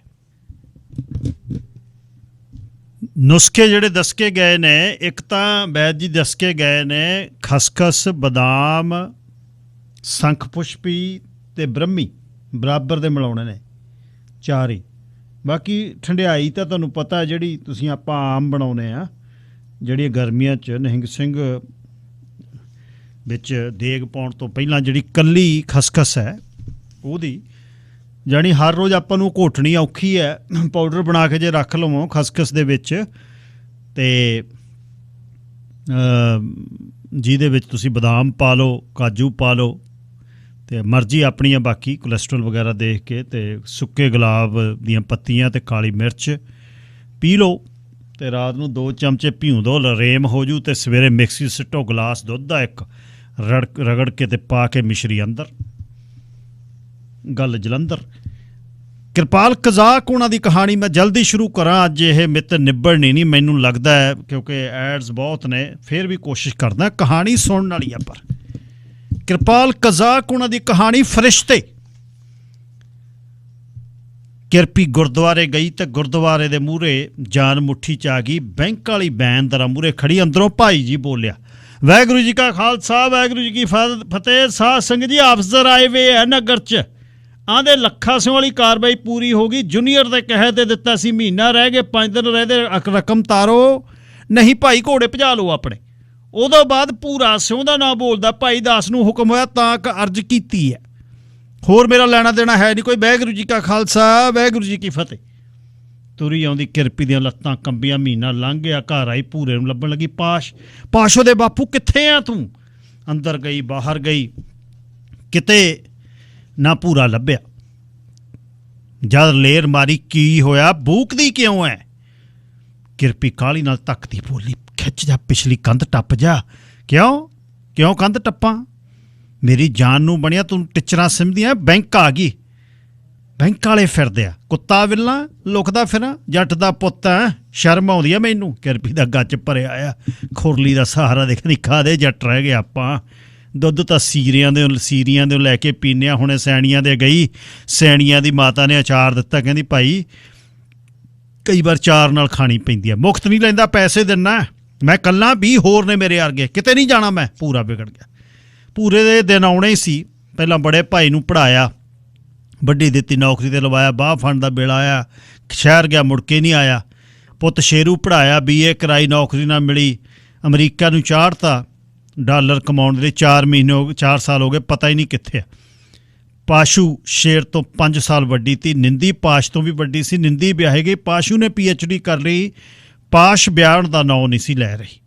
ਬੈਂਕ ਨੂੰ ਸ਼ੀਸ਼ਾ ਸੀ, ਟਰੈਕਟਰ ਵਿਕ ਚੁੱਕਿਆ, ਚਿੱਟੀ ਸੁੰਡੀ ਨਰਮਾ ਚੱਟ ਗਈ, ਜੱਟ ਜਾਂ ਨਾਲ ਹੀ ਜੱਟ ਨੂੰ ਚੱਟ ਗਈ। ਪੂਰੇ ਪਾਸੋਂ ਕਿਸ਼ਤ ਇੱਕ ਵੀ ਨਹੀਂ ਮੁੜੀ, ਵਿਆਜ ਅਸਲ 'ਚ ਜੁੜ ਰਿਹਾ। ਪੂਰੇ ਦੀ ਤਬਾਹੀ ਸੀ।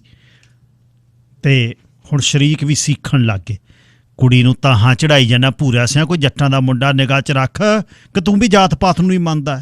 ਗੱਲ ਆ ਕੇ ਕਿਰਪੀ ਤੇ ਪਾਸ਼ ਤੇ ਗਿਰਦੀ, ਵਿਆਹ ਕਰਾ। ਪੂਰੇ ਲਈ ਮਰਨ ਹੋ ਜਾਂਦਾ। ਜੇ ਸੱਚੀ ਉਹ ਜੱਟਾਂ ਦਾ ਮੁੰਡਾ ਨਾ ਲੱਭਿਆ, ਅੱਗੇ ਪੂਰੇ ਦੀ ਸੋਚ ਕੰਬਦੀ। ਤੇ ਜਦ ਕਲੇਸ਼ ਹੁੰਦਾ ਤਾਂ ਗਾਜ ਕਿਰਪੀ ਤੇ ਡਿੱਗਦੀ। ਮੈਂ ਕਿਹਾ ਸੀ ਕਰਦੇ ਚੱਕ, ਮੈਂ ਕਿਹਾ ਸੀ ਜੰਟਾਂ ਦੇ ਢਿੱਡ ਭਰ, ਨੱਕ ਵੜਾ ਲੈਂਦਾ ਫਿਰ ਸਾਲੇ। ਕੱਲ੍ਹ ਦੇ ਕਮੀ ਕਮੀਨ ਕੰਬਾਈਨਾਂ ਤੇ ਚੜੀ ਫਿਰਨ, ਮੈਂ ਢੋਰ ਢੱਕੀ ਜਾਵਾਂ। ਤੇਰੇ ਭਰਾਵਾਂ ਵਰਗਾ ਨੰਗਾ ਮੈਂ। ਵੱਡੀ ਦੇ ਵਿਆਹ ਵੇਲੇ ਧੁੱਕੀ ਕੱਢਤੀ ਜੱਟਾਂ ਦੀ, 20 ਬੱਕਰੇ, 100 ਕੁੱਕੜ, ਡਰਮ ਲਾਣ ਦਾ, 20 ਪੇਟੀਆਂ ਅੰਗਰੇਜ਼ੀ ਦੀਆਂ। ਮਹੀਨਾ ਸਾਲੇ ਮਾਸ ਹੀ ਹੱਗਦੇ ਰਹੇ, ਮੁੱਦਾ ਕਰਤਾ ਪਿੰਡ। ਆਪਾਂ ਸਿੱਧੇ ਰਹਿ ਗਏ ਫਿਰ। ਕਿਰਪੀ ਅੱਖਾਂ ਭਰ ਆਉਂਦੀ, ਉਹ ਨਹੀਂ ਸੀ ਮਰਦਾ ਜੱਟ, ਭੈਣ ਦਾ ਰੱਬ ਦੇ ਗਿਆ ਧੋਖਾ। ਨਹੀਂ ਤਾਂ ਕਦੇ ਸੁਣਿਆ ਸੀ ਚਿੱਟੀ ਸੁੰਡੀ ਰੱਬ ਚੱਬ ਜੇ ਬੰਦਾ ਰਹਿਦਾ ਤੈਂ ਦੇਤਾ ਧੂਆਂ। ਮੈਂ ਹਾਂ ਤੂੰ ਕੁੜੀ ਆਹ ਬਣੂ, ਕੁੜੀ ਆਹ ਬਣੂ। ਕੀ ਬਣੀ ਬੈਠੀ ਆ ਘਰੇ? ਆ ਬੈਠੀ ਆ। ਚੱਜ ਦਾ ਮਿਲੂ ਤਾਂ ਹੀ ਵਿਆਹੂੰ।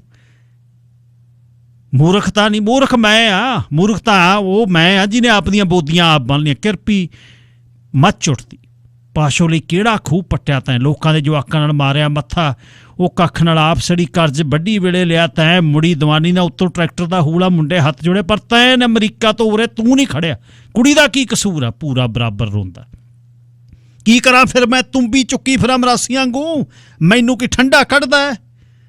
ਤੇਰਾ ਕੀ ਗਿਆ? ਰੋ ਮੈਂ ਅੰਨੀ ਹੋ ਗਿਆ। ਦੇਖੋ ਮਾੜੀ ਕਿਸਮਤ, ਉਹ ਤੇਰਾ ਅੰਨ ਦਿਖਦਾ, ਮੇਰਾ ਨਹੀਂ ਦਿਖਦਾ। ਮੈਂ ਕਿਹੜਾ ਨਹੀਂ ਰੋਂਦਾ? ਪੂਰਾ ਰੌਲਾ ਪਾਉਂਦਾ। ਇੱਕ ਦਿਨ ਨੇੜੇ ਪਿੰਡ ਦੇ ਬਾਬਿਆਂ ਕੋਲ ਜਾ ਵੜੇ। ਬਾਬਾ ਜੀ ਮਿਹਰ ਕਰੋ, ਦੁਖੀ ਹੋਏ ਨੇ। ਮਛੈਟੀ ਵਾਲੇ ਡੱਬੇ 'ਚ ਘਰ ਦੀ ਖੰਗਾਲ ਕੇ ਪੀ ਲਈ, ਮਰ ਕੇ ਖੜਾ ਛੁੱਟਿਆ, ਪਰ ਡਾਕਟਰ ਨੇ ਬਚਾ ਲਿਆ, ਤੁਸੀਂ ਕਰੋ ਕੁਛ। ਬਾਬਾ ਜੀ ਪਹੁੰਚੇ ਸੀ, ਥਾਂ ਪਾਈ ਤੇ ਕਿਹਾ, ਭਗਤਾ ਰੋੜੇ ਪੱਥਰ ਹੋਣ ਬਾਹਰ, ਰਾਹ 'ਚ ਬੰਦਾ ਜੁੱਤੀ ਪਾ ਲੂ। ਜੇ ਨਿੱਕਾ ਜਿਹਾ ਰੋੜ ਜੁੱਤੀ ਦੇ ਅੰਦਰ ਹੋਵੇ, ਡਿੰਗ ਨਹੀਂ ਪੜ ਸਕਦਾ। ਤੇਰੇ ਰੋੜਾ ਅੰਦਰ ਹੈ, ਇਹਦਾ ਇਲਾਜ ਮਾਂ ਧੀ ਕੋਲ। ਬਸ ਉਦਣ ਤੋਂ ਲੈ ਕੇ ਸਾਰੀ ਗਾਜ ਬਾਬੇ ਦੀ ਕਿਰਪੀ ਤੇ ਪਾਸ਼ ਤੇ ਗਿਰਦੀ। ਉਸ ਦਿਨ ਤੋਂ ਬਾਅਦ ਕਰਜ਼ਾ, ਪੁੱਤ, ਭਰਾ, ਫਸਲ, ਸੁੰਡੀ, ਸਭ ਦਾ ਕਾਰਨ ਪਾਸ਼ ਤੇ ਕਿਰਪੀ। ਜਦ ਰੋਟੀ ਨਾ ਖਾਂਦਾ, ਰੋਟੀ ਭਗਾ ਕੇ ਮਰਦਾ। ਨਹੀਂ ਲੰਘਦੀ ਸਾਲੀ ਇਹਦੇ ਹਾਣ ਦੀਆਂ, 2 ਚੱਕੀ ਫਿਰਦੀਆਂ। ਵਿਉ ਲੱਗਦੀ ਆ ਰੋਟੀ, ਉਹ ਪਾਸ਼ ਤੇ ਵਰਦਾ। ਵਿਉ ਤਾਂ ਲੱਗੂ ਹੀ। ਕਰਜ਼ੇ ਤੋਂ ਰੋਕਿਆ, ਟਰੈਕਟਰ ਤੋਂ ਰੋਕਿਆ, ਸ਼ੇਰੂ ਵੇਲੇ ਲੜੀ, ਤੇਰੀਆਂ ਦਿਹਾੜੀਆਂ ਤੋਂ ਕੰਮ ਕਰਾਉਣ ਨੂੰ ਟੋਕੇ। ਵਿਉ ਤਾਂ ਲੱਗੂਗੀ। ਸਿਆਣੀ ਆ ਧੀ ਮੇਰੀ।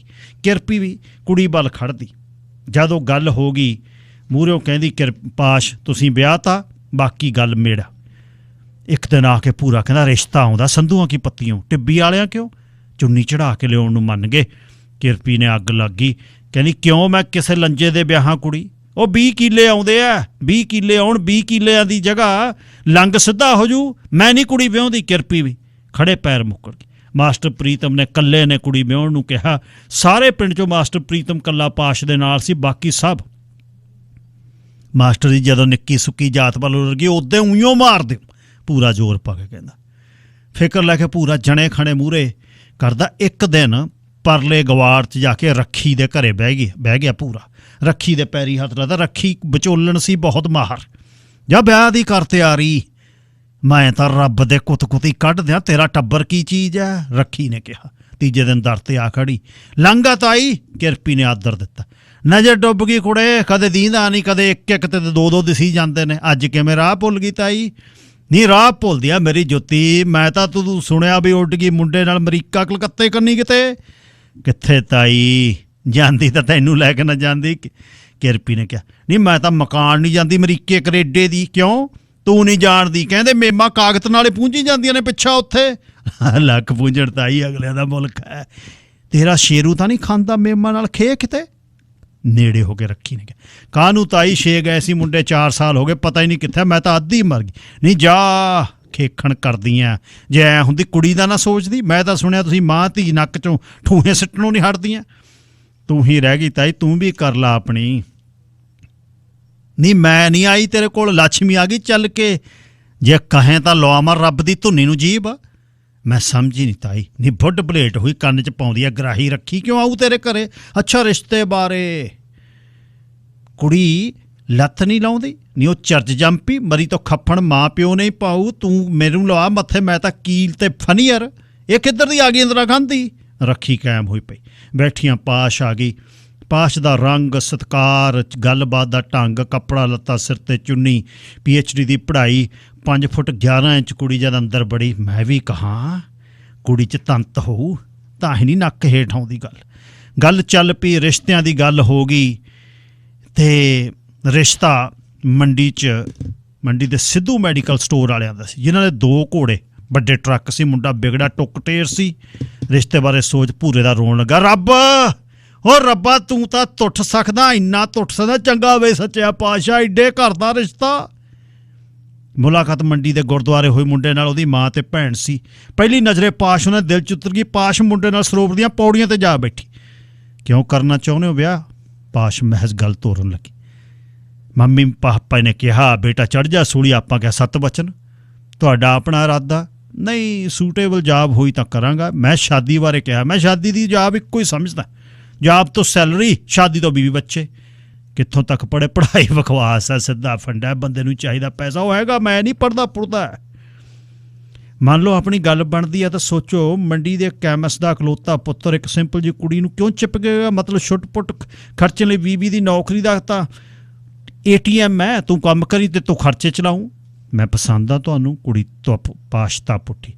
ਟਰਡੀਸ਼ਨਲ ਤੇ ਫਲੈਟ ਕੁੜੀਆਂ ਮੈਨੂੰ ਪਸੰਦ ਨਹੀਂ, ਬੀਬੀ ਚੱਲੇਗੀ। ਕਿਉਂ?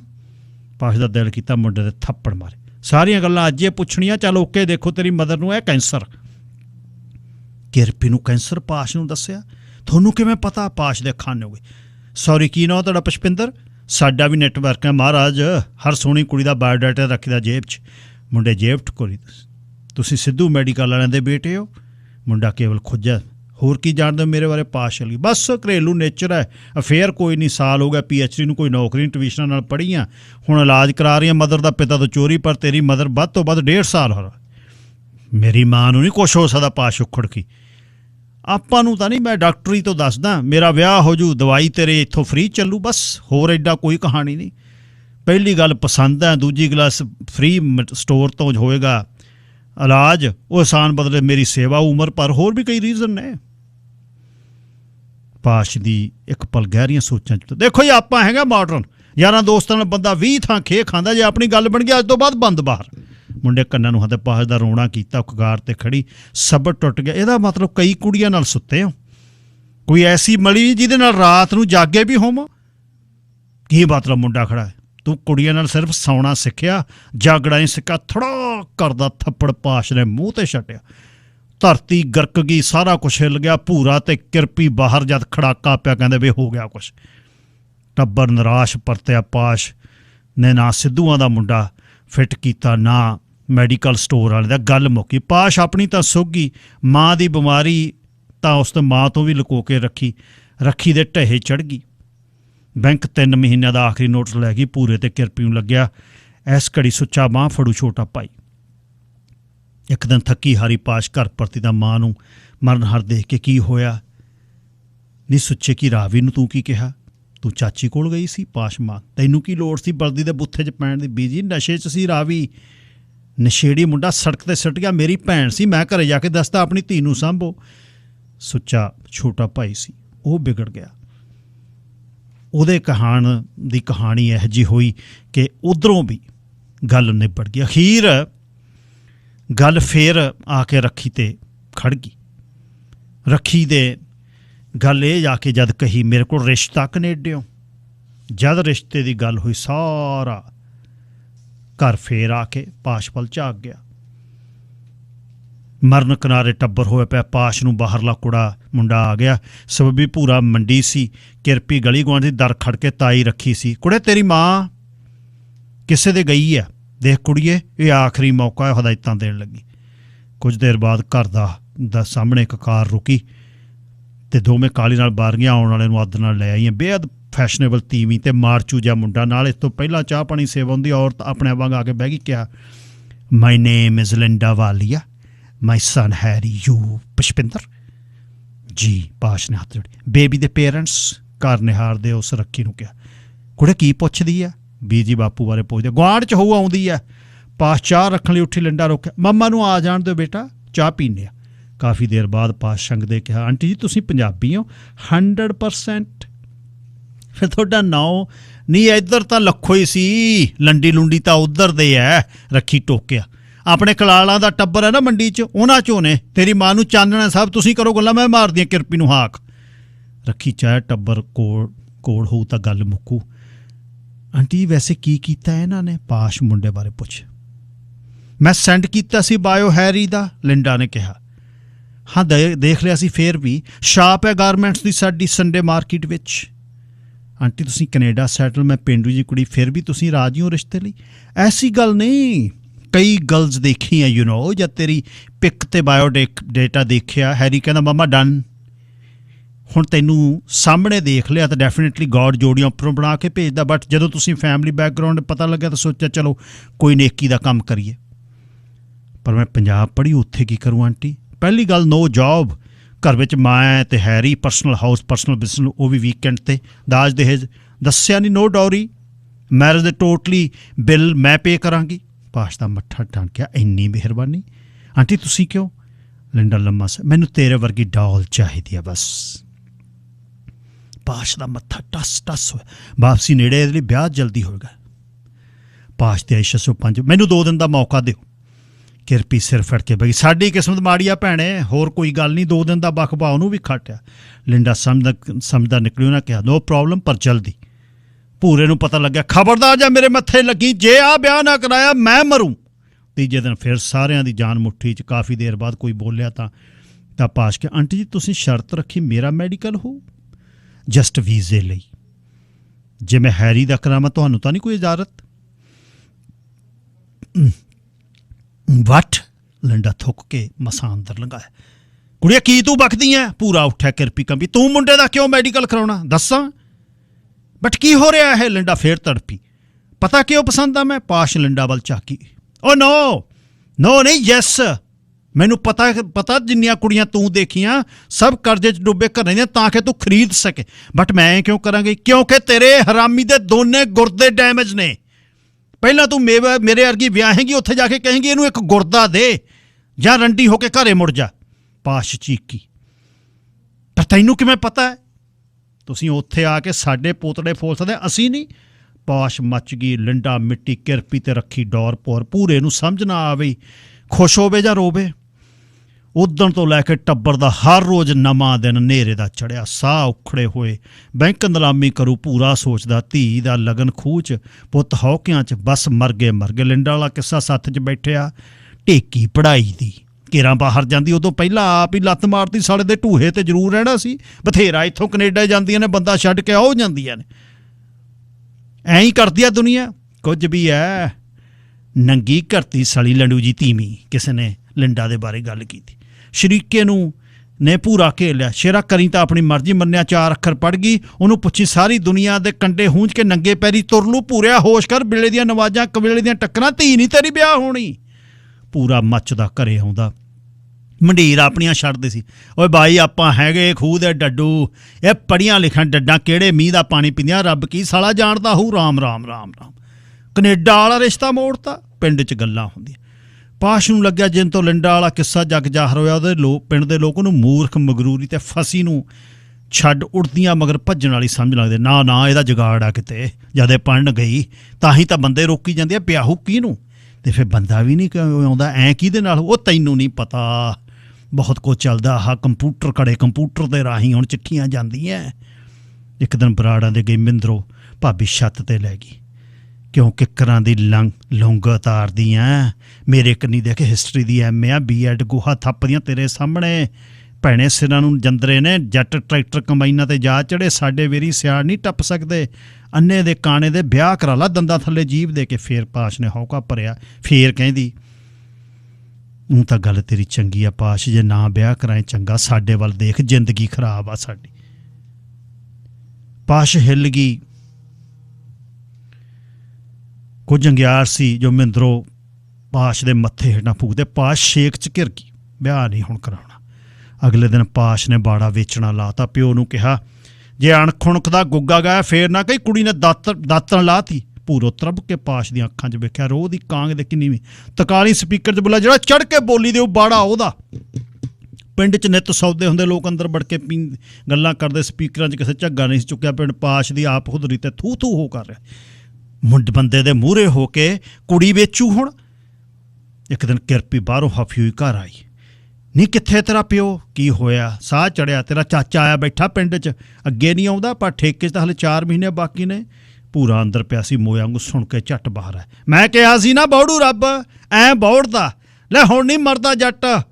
ਆਓ ਜਿਹੜਾ ਬੈਂਕ ਵਾਲਾ ਆਉਂਦਾ, ਹੁਣ ਭਾਈ ਆ ਗਿਆ ਮੇਰਾ ਸ਼ਹਿਰੋਂ, ਇਉਂ ਪਤਾ ਲੱਗੂ ਕਿਵੇਂ ਅਫਸਰ ਦੇ ਭਾਈ ਨੂੰ ਹੱਥ ਪਾਈਦਾ। ਮੈਂ ਕਿਹਾ ਸੀ ਨਾ ਜਿੱਦਾਂ ਪਤਾ ਲੱਗਾ ਸ਼ੇਰ ਆਊ ਬੁੱਕ ਦਾ ਲੈ ਆ ਗਿਆ। ਹੈ ਕਿੱਥੇ? ਲਾਭੇ ਕਹਿੰਦੇ ਬੈਠਾ। ਉਹ ਕੰਜਰਾਂ ਦੇ ਕਿਉਂ ਚਲ ਗਿਆ? ਉਹ ਤਾਂ ਸ਼ਰੀਕੇ ਨੇ। ਲਾਭੇ ਨਾਲ ਸੁੱਚੇ ਦੀ ਕੀ ਸਾਂਝ? ਮੱਥਾ ਪੱਚੀ ਕਰੇ ਸੁੱਚਾ ਆ ਗਿਆ। ਗੁੱਸਾ ਜ਼ਾਹਰ ਕੀਤਾ। ਨੋਟਿਸ ਲੱਗ ਗਿਆ, ਤੁਸੀਂ ਦੱਸਿਆ ਨਾ।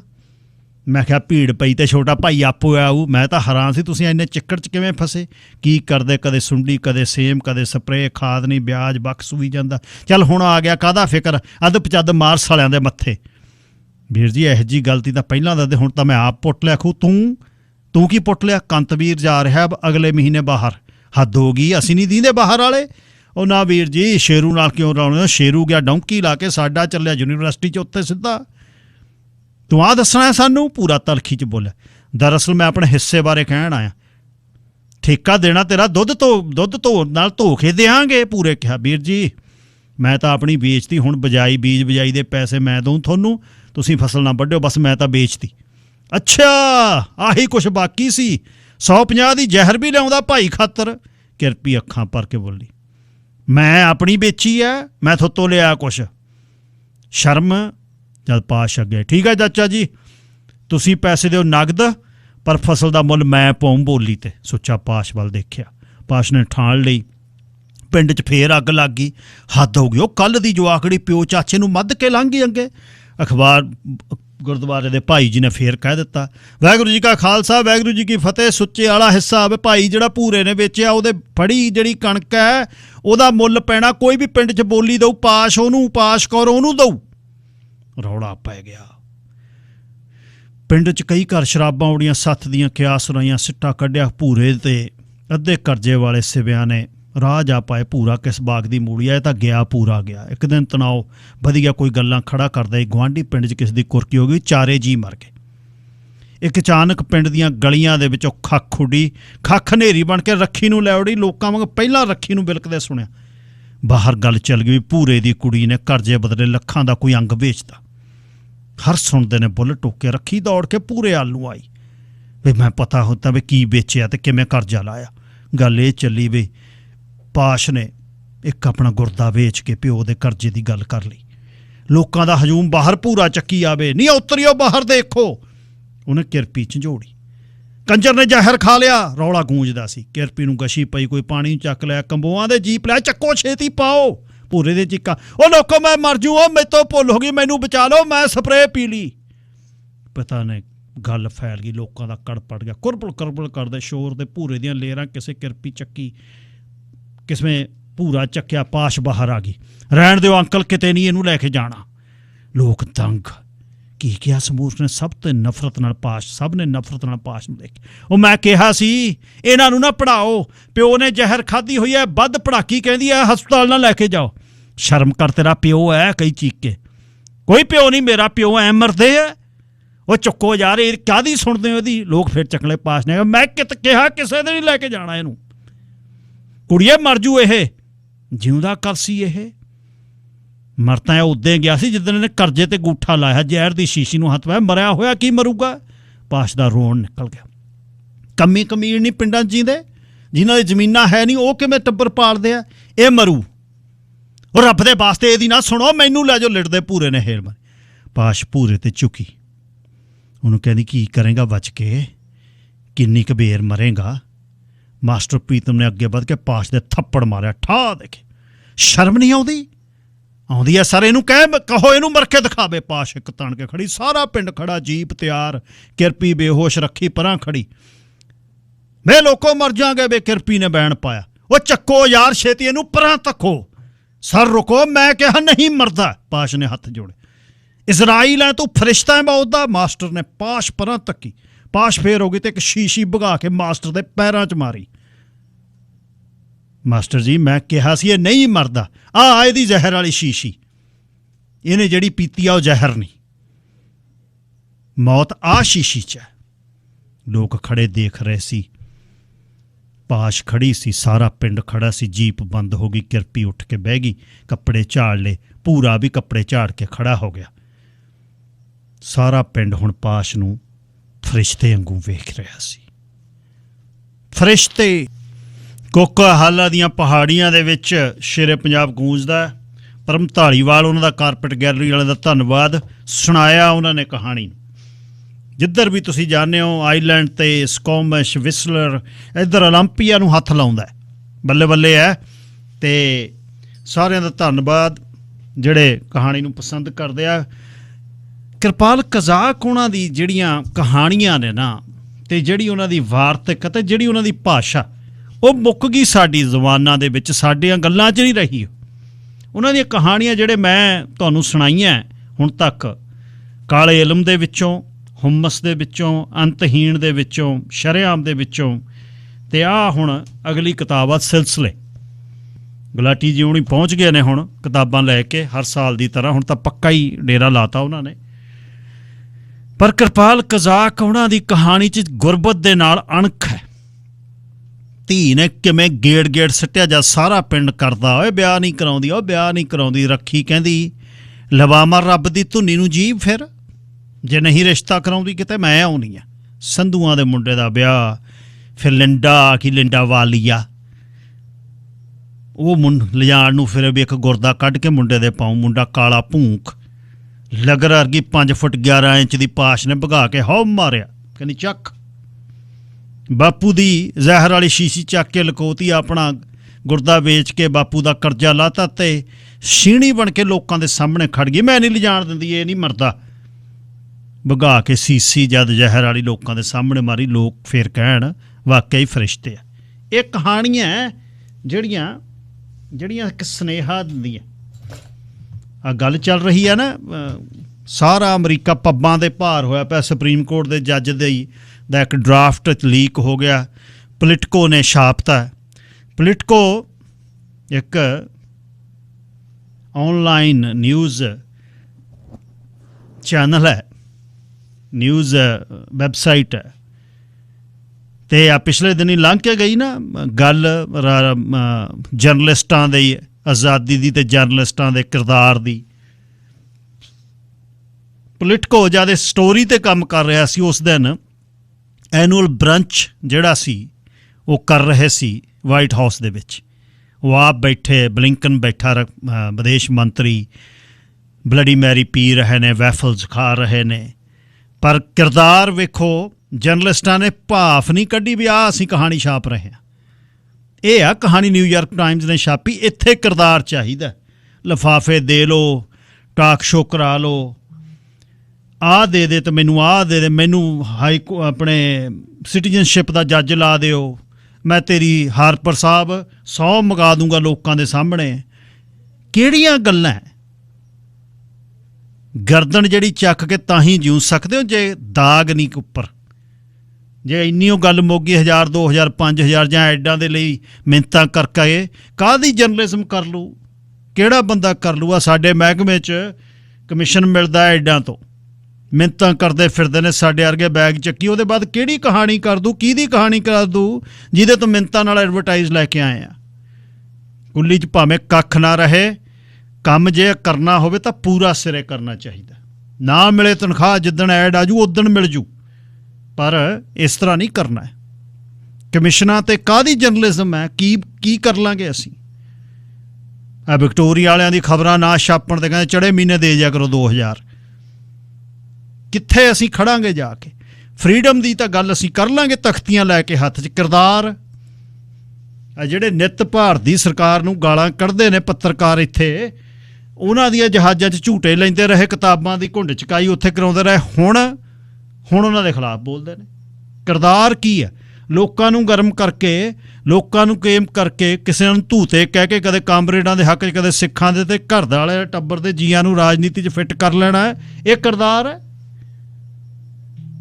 ਝੰਡੇ ਦੋ ਲੈ ਕੇ ਖੜ ਜਾਣਾ, ਇਹ ਕਿਰਦਾਰ ਹੈ। ਇਸ ਤਰ੍ਹਾਂ ਨਹੀਂ ਹੈ ਗੱਲ।